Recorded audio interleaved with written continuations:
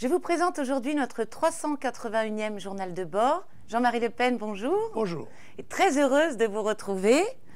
Alors nous allons commencer nos sujets par cette fameuse affaire des diverses centrales nucléaires françaises qui ont été survolées par des drones les semaines passées et la dernière fois il y a 2 jours, sans que les autorités n'aient réussi à prendre en flagrant délit leurs propriétaires, hormis 3 jeunes passionnés inoffensifs.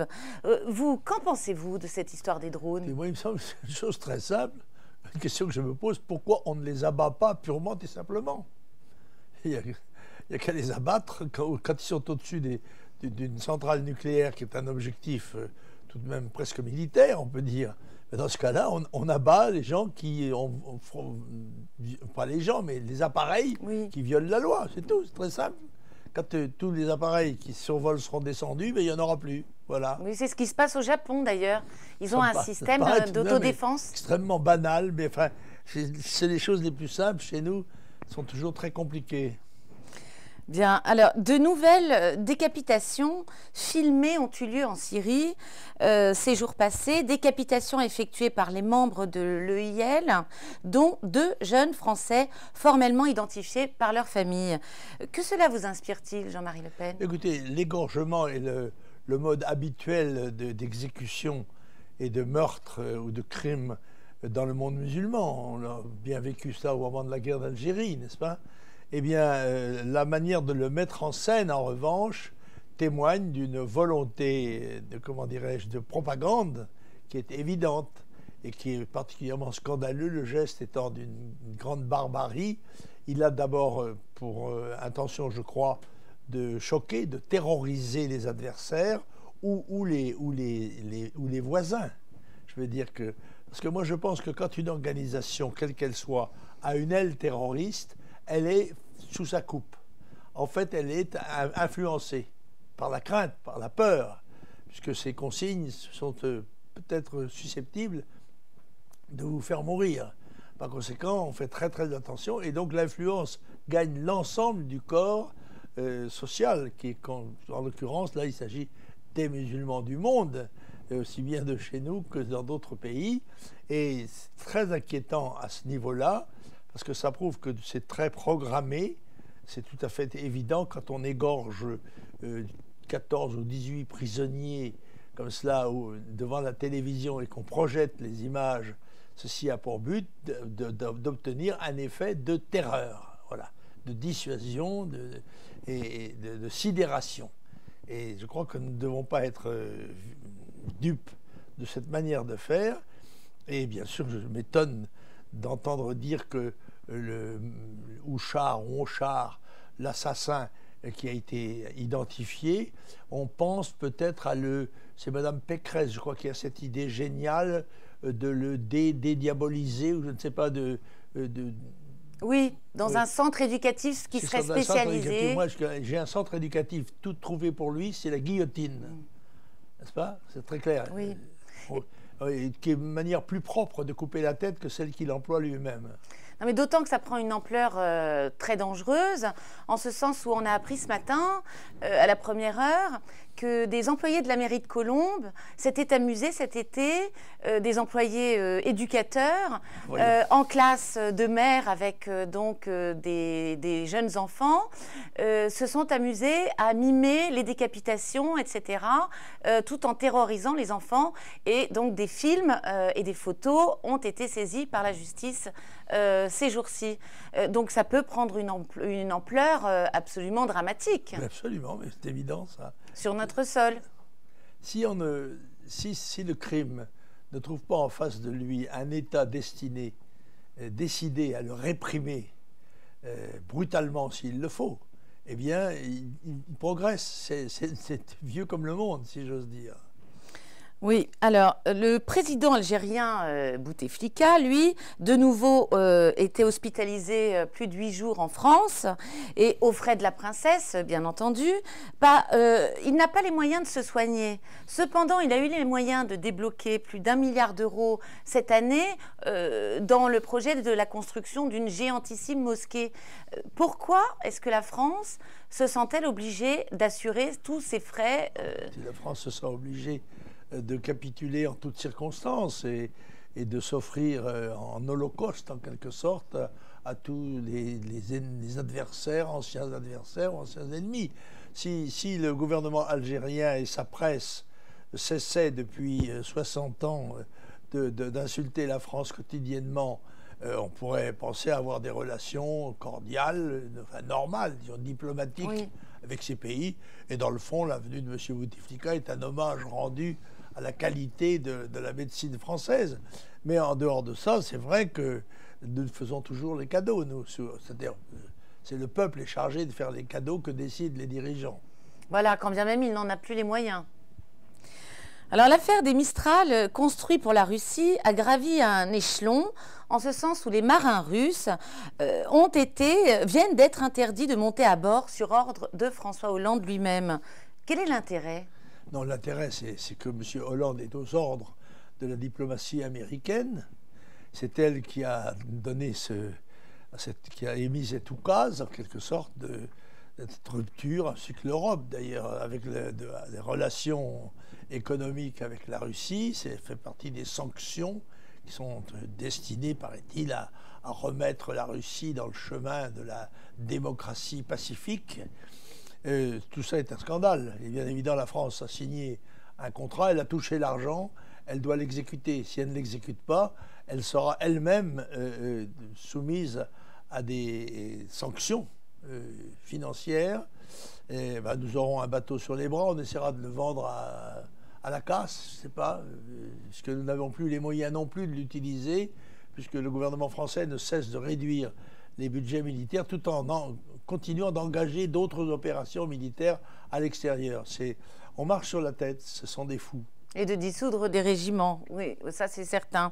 Mais alors, et malheureusement, le ridicule ne tue plus en France, car sans ça, il ferait des ravages dans la classe politicienne, et en particulier à sa tête.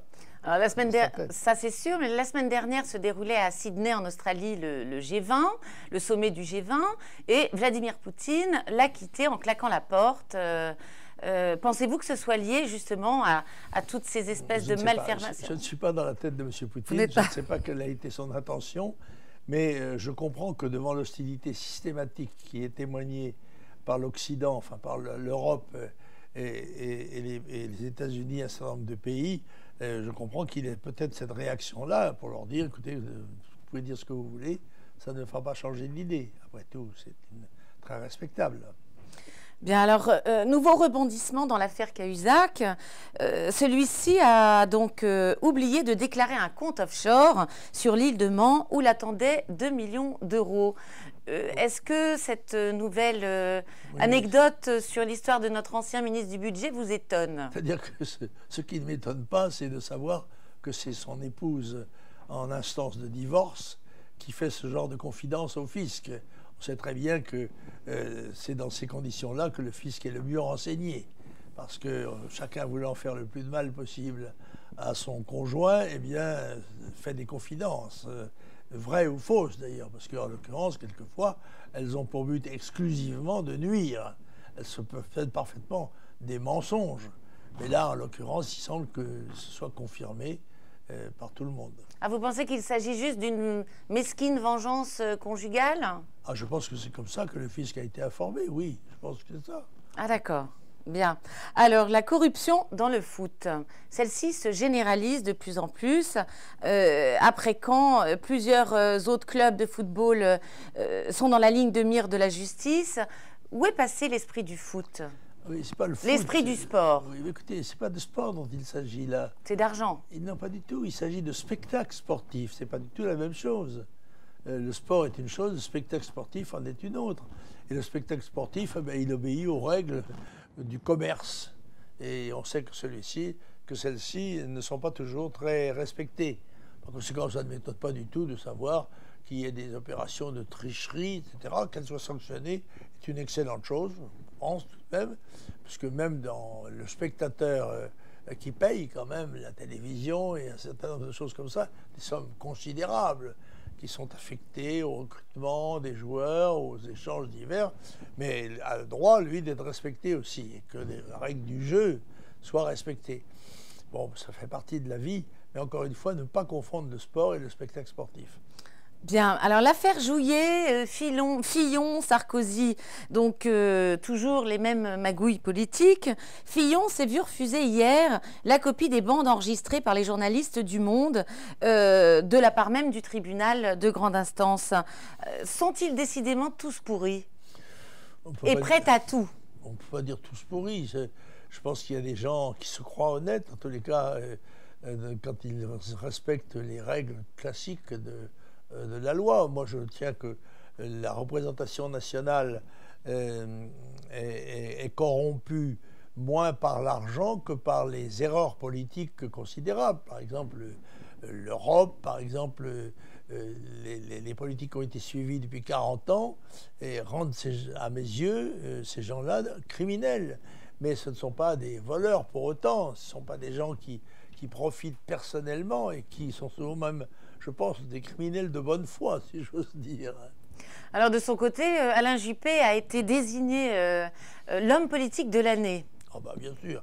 Mais je pense que toute la machine de l'établissement tourne en faveur de M. Juppé, qui est, comme on le sait, le meilleur d'entre les Chiraciens, ce qui ne veut pas dire grand-chose, mais enfin tout de même. Et je pense que c'est un adversaire qui serait redoutable s'il franchissait le premier tour, parce qu'il serait évidemment aussi le candidat de la gauche, à la manière de Chirac, son maître, on le sait, oui, avec probablement les mêmes tristes résultats. Mais je ne pense pas qu'il franchira la barre du premier tour. Mais parce que pourtant, lui aussi a des casseroles judiciaires oui, assez considérables. C'est une chose assez bien partagée dans le monde politique, il faut dire. Voilà, ça ne dérange plus le français. Non, je ne sais pas si ça les dérange. Si, ça doit les déranger quand même. Il y a pas mal de gens qui changent d'orientation électorale. Ça, Dieu merci. Et les succès du Front National en sont la preuve. Tout le monde ne se satisfait pas d'avoir été cocufié par son député ou par son ministre ou ses ministres. Oui. En l'occurrence, c'est peut-être une des raisons qui peut pousser à l'espoir en ce qui concerne nos succès électoraux futurs. Mais comme je le dis, ce qu'il faudra penser aussi, ça n'est pas seulement à gagner les élections, je pense que nous allons les gagner de plus en plus, c'est aussi à reconstruire la France, qui est dans un état déplorable dans beaucoup de domaines, dans la plupart des domaines. Au point que je lisais ce matin qu'un quart des jeunes gens aspirent à réaliser leur avenir dans un pays étranger, ce qui est tout de même assez choquant.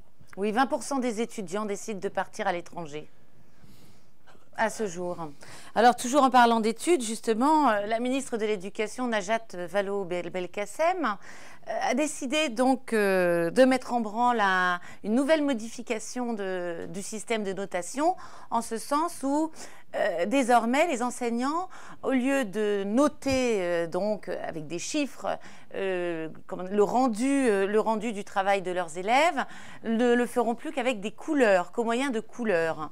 Quelle est votre réaction? Dans ce domaine-là, les jésuites avaient précédé Mme Belkacem, puisque aussi bien, ce n'étaient pas des notes chiffrées en chiffres arabes, c'était des lettres.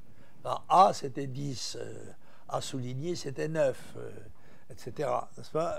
Donc, c'est un peu la même manière.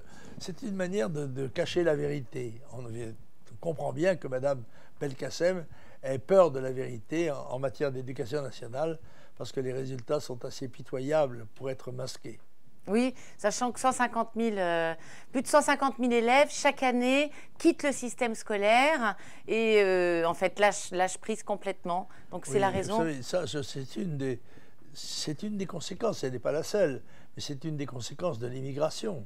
Parce qu'il arrive dans les classes des enfants qui maîtrisent mal la langue et évidemment qui sont incapables de concentration et qui se dissipent pendant la classe et par là même créer le désordre, alors qu'on sait que la transmission des connaissances exige tout de même une attention, une concentration, une discipline des classes qui, hélas, n'existe plus et qui justifie, sinon justifie, au moins explique en grande partie les échecs scolaires français. Alors votre programme ces prochains jours, Jean-Marie Le Pen, et ce week-end-là? Ben écoutez, ce week-end, je vais chez M. Simoneau à Taverny pour un Beaujolais nouveau. Quelque sorte, à peine rentré, je reprends tout de suite le travail. Et puis, bien, il y a la préparation du congrès. qui est samedi, vendredi, samedi. Samedi, dimanche de la semaine prochaine. La semaine prochaine, pardon. Et puis bien, après, ça va commencer la tournée des comment dit-on, des galettes. Enfin, on va laisser passer Noël quand même. Ça sera une manière de préparer les élections départementales qui vont avoir lieu en mars. Bien sûr. Il n'y a pas beaucoup de temps tout de même, il va falloir cravacher. Et puis il va y avoir les régionales et enfin beaucoup d'autres. Voilà, il y a du pain sur la planche.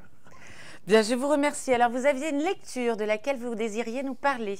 Oh, ben écoutez, j'ai consacré mes vacances, dire vrai, à lire le livre d'Éric Zemmour, qui connaît, je crois, un très grand succès d'édition, dont je me réjouis.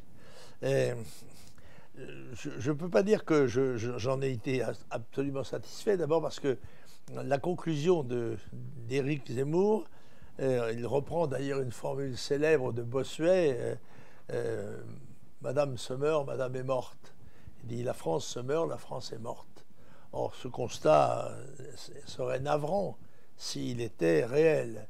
Il est vrai que la situation est très grave et que dans son livre, Zemmour comment dirais-je, l'autopsie de manière juste.